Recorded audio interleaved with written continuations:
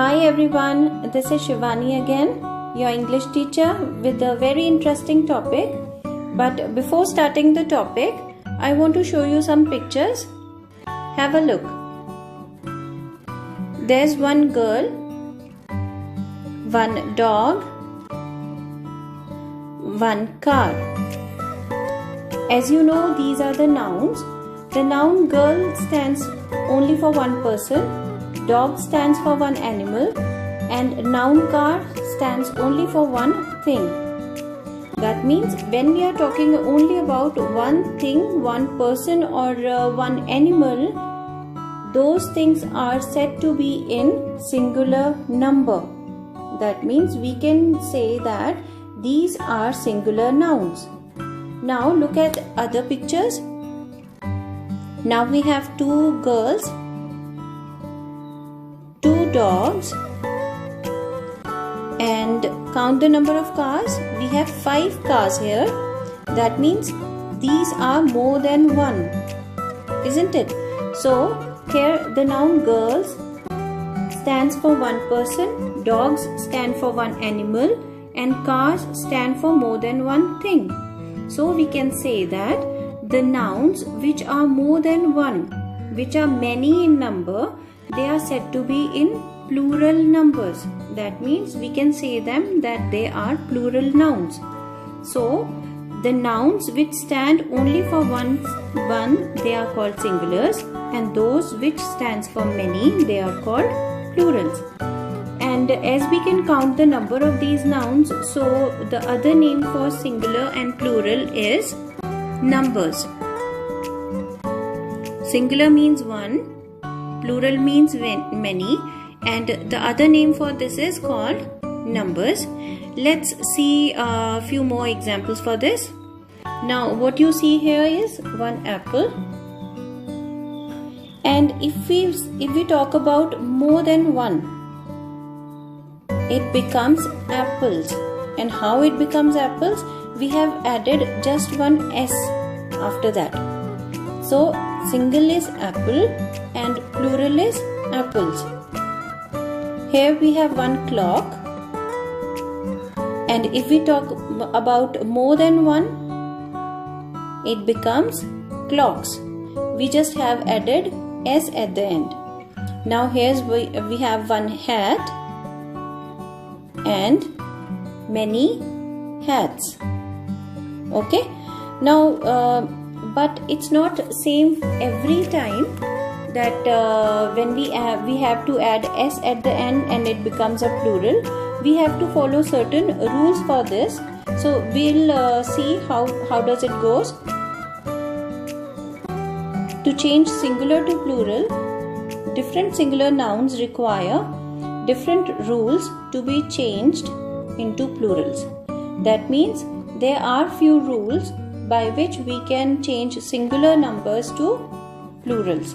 So rule number 1 is words ending with SH, CH, X, double S. Okay, those words which ends with SH, CH, X and double S, we add ES at the end to make them a plural. Let's see examples for this.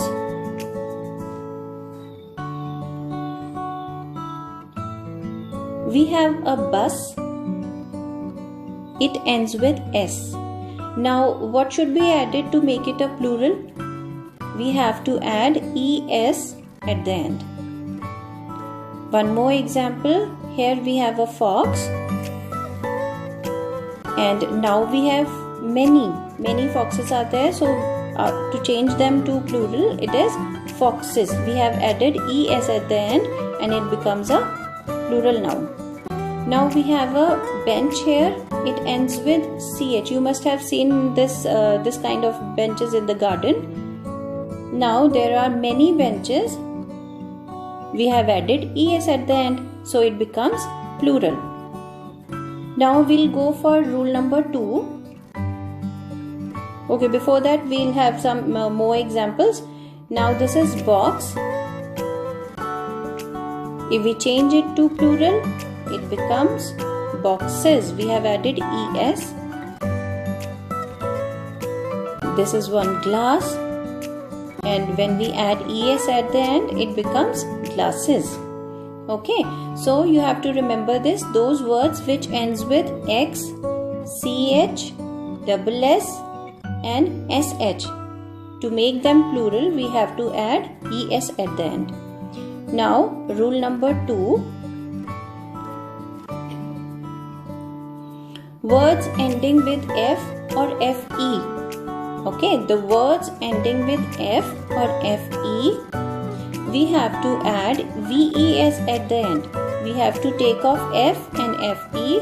Instead of f or fe, we will add ves to make them plural. Now we'll see a few more examples for this.